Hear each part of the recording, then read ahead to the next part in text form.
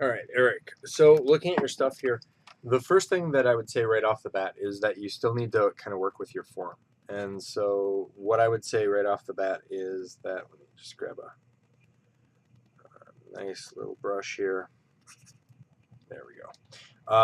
So you need to work on your form a little bit more. And so what that is the simple fact that you need to understand how things kind of directionally float. And I'm just adding in more details here so I can, oh, not that many details, so I can kind of work and paint here. Oops. There we go. Okay, so looking at this, the first thing is that if I'm drawing a torso here, so you've got, let's go a little bit bigger. So you've got your torso, and you think about things as primitive shapes, okay? So your sphere is kind of coming around like so. We're going to put another sphere here, and then this is the rib cage here. So your rib cage is a little bit too high. We're going to add a neck in there, and that's a tube. So the neck's in a decent spot. But the problem is you're twisting the neck a little bit too much. And so if you're twisting that neck that much, your face is going to need some proportional issues. And so the head is in the okay position here, but some of the other things are not. And so if we kind of start blocking out some of these pieces here, you can see that there's like way too much twist in the waist. Like her waist wouldn't twist that much, especially when we put on another sphere and kind of define your existing line work here. You can see that it's just really unnatural, really not working very well. So you're going to have to kind of adjust that kind of torso. And so here's one of the ways. Like I would let's add in kind of up here. So I would add in. So if you're going to run and you're going to do that backwards twist, like they're looking behind you, there's more twist in the upper body and the shoulders, okay? And so you also want to pay attention to silhouette. And this silhouette is really kind of blocked in here. So if we're going to twist this around and put in kind of the twist, it's going to be a slighter twist than that. And so this is going to come more forward. And then the problem is you've got like your proportions or your direction is wrong again. So let's change the silhouette up and add in a forward leg like this. And I know it's too late to work on this, but you'd add a forward leg in like this, and then this would be kind of this long leg, and that's going to break up that silhouette, okay? So you see how breaking up that silhouette is going to kind of push your character a little bit more kind of emphasized on how they're moving. And same thing over here, you're going to push that a little bit more. And so you always want to think about silhouette before you do any of the animation. And so I'm going to show you real quick here what your silhouette looks like. Let's do a new layer. So, oops. So your silhouette is kind of like this. So we're just going to block this in here. And when you look at the silhouette, you can see that it's really kind of hard to kind of figure out what's going on. Like I get the hand, but that silhouette doesn't really work very well, okay? Now if we do my silhouette and you change the arms up a little bit here, so put the leg up like so, and this leg like so, maybe even kind of more like this. Let's erase that a little bit. And so you see already the silhouette starting to kind of really force that change.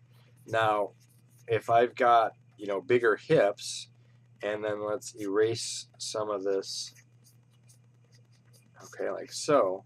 So you can see that it's much more feminine then let's change up the idea and bring up the head a little bit more. So if we bring the head up like so, without the hair, put the hair back here, you know, now I've got a silhouette of the face. And then I can add in a silhouette of the breast and put the hand lower, all right? And I'm just going to rough out the hand. Put the hand lower and then bring this arm a little bit more like she's trying to run. You can still put a gun in there. But so looking at the differences between your silhouette here, which is more of a globular shape, versus mine, which is defined the face and everything a little bit more. Okay, so those are things that we want to pay attention to. The next thing is so your face is kind of out of proportion here. And so what you want to do is always block out kind of your idea. So your face is kind of like so, and we come up and then break down where things are. Okay, and that's kind of the issue I think you're having, is the things aren't broken down. So what I've done is, this is the eye line here because it's about halfway between each one, and then if you break this into thirds, 1 and 2, so 1/3, 1/3, and 1/3, like so, that gives you your nose, like so, and then your mouth is broken into another set of thirds. So mouth and chin, so like so, and then the ear is actually in the back half of the scene, and it's equivalent to the nose and the eyebrows. Okay, and so now you can see the idea, and then don't just keep, she's like running, she's fearful, you know, don't just keep that idea of that, you know, very simple concept. What you want to do is you want to break apart and start creating some motion. So once you get the base form and you start breaking that apart, so I've got nose, you know, then I can push the eyes so that they are much higher, and then I can bring the eyebrows so like that, and then let's open the mouth,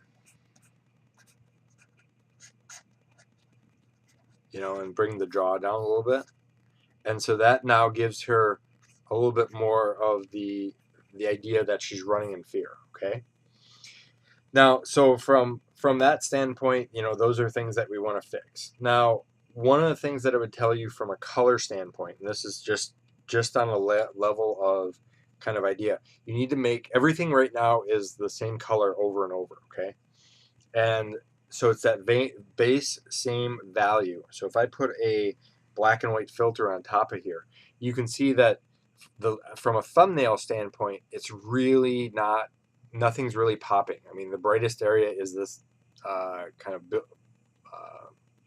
van vehicle here, and then everything else is kind of chaos together. And so if we take this and start pushing forward and background colors, so let's go up front here, and you've got darker colors up here. So I'm going to take these darker colors, and I'm just going to, we're just going to kind of, we'll do this on a multiply so that things pop a little bit more.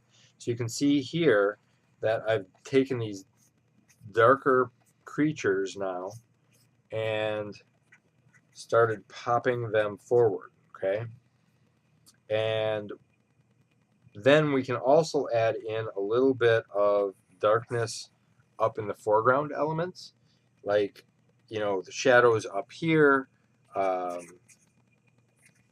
kind of giving it that little bit of perspective. And so that implements that. And then in the background, we're going to actually create another layer, and we're going to do a soften, or we can do a soft light or an overlay or a screen.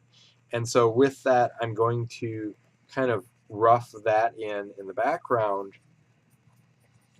So as you can see from a value standpoint, as I put those colors in there, I'm slowly kind of developing, it's as I'm slowly pushing her in there from a color standpoint, I'm slowly pushing her forward in values. Now, you don't have to have, I'm going dark to exaggerate the idea, but you can see here that simply by kind of identifying the character and the silhouettes of where the character is, I'm getting a much greater sense of this idea of foreground background separation. So you can see here, when I've added that in there, now this is a little bit dark, of course, just kind of darken some of this up here. It's a little bit dark, but you can now see that character starts standing out a little bit. And then you can use your brights like this to really emphasize the highlights on this character. So, you can put in highlights on the face, highlights on the arm, the hands, and that pops her out a little bit from that foreground. Now we can try different layers to kind of push things a little bit, but you can see here how just adding that emphasis of color in there is popping things out a little bit more and kind of breaking apart your scene. So you go from this gray where everything's tonal value to more of the dark version here. And we can even add a new layer here and go into like a screen. And again, I'm just hard surfacing this real quick.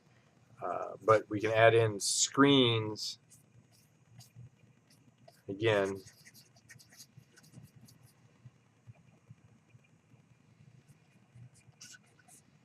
And again, you can see how, and again, my colors aren't going to make any sense here, but you can see how now this really kind of creates a much better kind of visual aspect.